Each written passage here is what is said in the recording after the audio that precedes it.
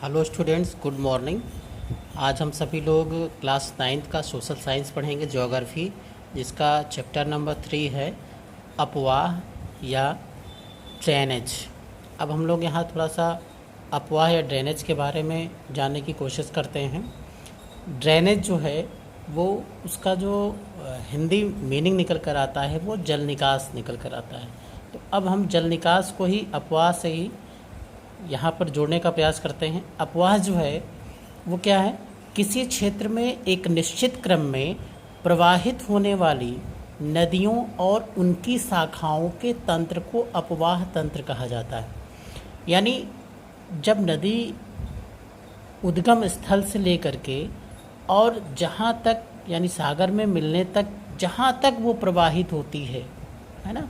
जैसे घर का पानी है, घर का जो पानी यूज किया हुआ निकलता है वो नाली से, छोटी नाली में, बड़ी नाली के माध्यम से, फिर नदी में, नदी के माध्यम से सागर में। तो ये क्या है? एक अपवाह, एक तंत्र है, जल निकास है ना, नदी के प्रवाहित होने का। तो यहाँ पर अपवाह का अर्थ है किसी क्षेत्र में एक निश्चित क्रम में प्रवाहित होने वाली नदियों और उनकी शाखाओं। जब नदियाँ बहती हैं तो एक मुख्य नदी होती है, मेन नदी होती है, और उसमें बहुत सारी छोटी छोटी नदियाँ जो है वो आ कर के मिलती हैं, तो वो सहायक नदी होती हैं, शाखाएं कहलाती हैं। तंत्र को अपवाह तंत्र, अपवाह कहा जाता है। अब यहाँ पे आगे देखते हैं, किसी नदी का जल जितने क्षेत्र में प्रवाहित होता है उस क्षेत्र को नदी तंत्र का अपवाह क्षेत्र कहा जाता है, या इसे अपवाह द्रोणी भी कहते हैं। ठीक ना। तो अब हम यहाँ पे देखेंगे कि विश्व की सबसे बड़ी अपवाह द्रोणी जो है वो जो निकासी क्षेत्र है, जो प्रवाहित क्षेत्र है, वो विश्व में सबसे बड़ी जो है अपवाह द्रोणी वो अमेजन नदी की है। याद रखना इम्पोर्टेंट है, विश्व की सबसे बड़ी अपवाह द्रोणी जो है वो अमेजन नदी की। यदि भारत की बात कर लें तो भारत में सबसे बड़ी जो अपवाह द्रोणी है वो गंगा नदी है। इसका प्रवाह क्षेत्र जो है वो सबसे बड़ा है, सबसे लंबा है। तो इस तरीके से हम लोग अपवाह को विभाजित कर सकते हैं, देख सकते हैं। आगे हम लोग देखेंगे जल विभाजक। जल विभाजक क्या है?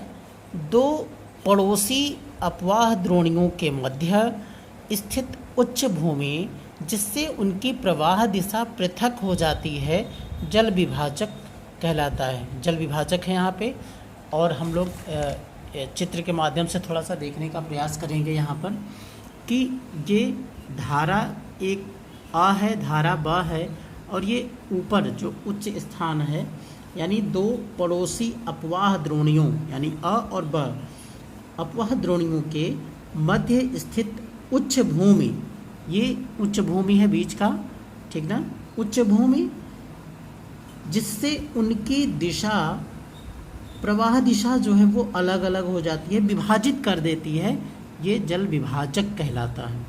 ठीक, चलिए तो आगे चलते हैं।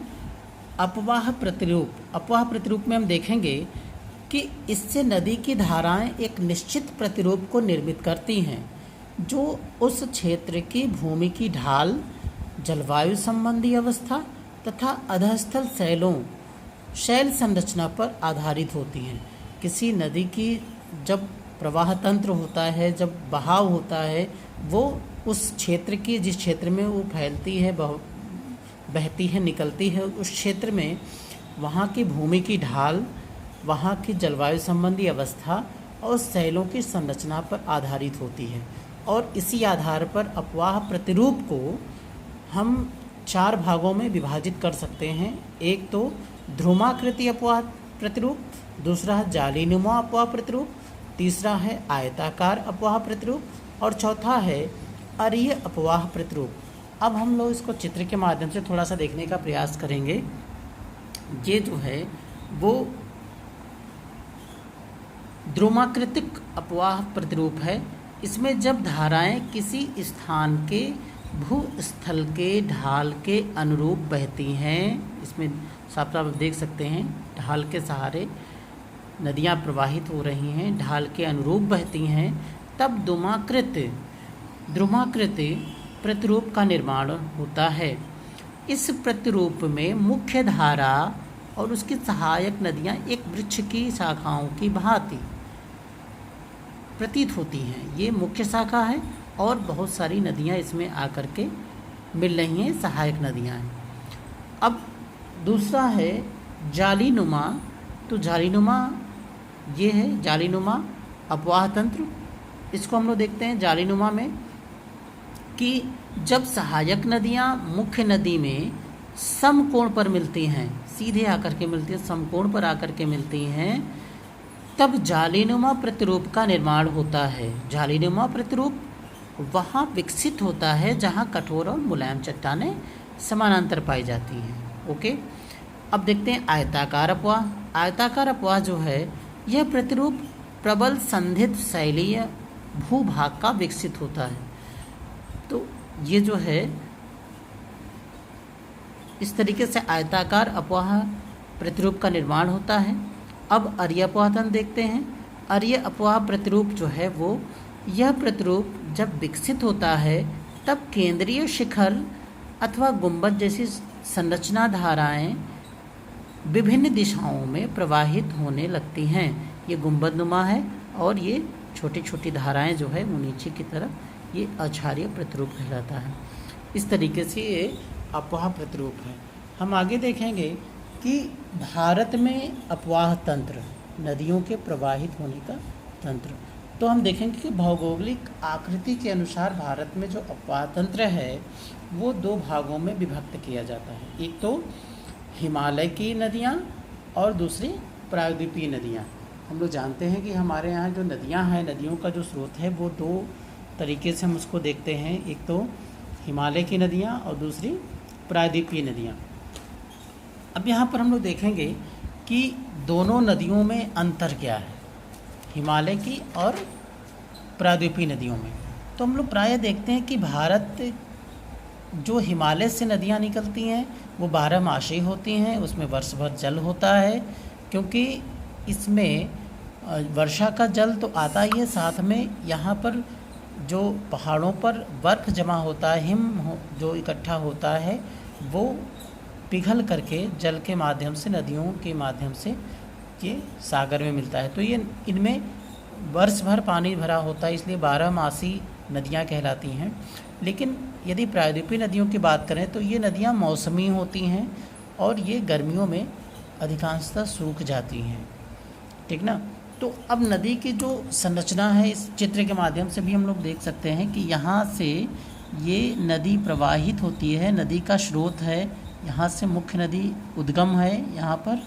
और ये जिस तरह से मनुष्य की अवस्था होती है जो है बाल्यावस्था, किशोरावस्था और इसके बाद प्रौढ़ावस्था।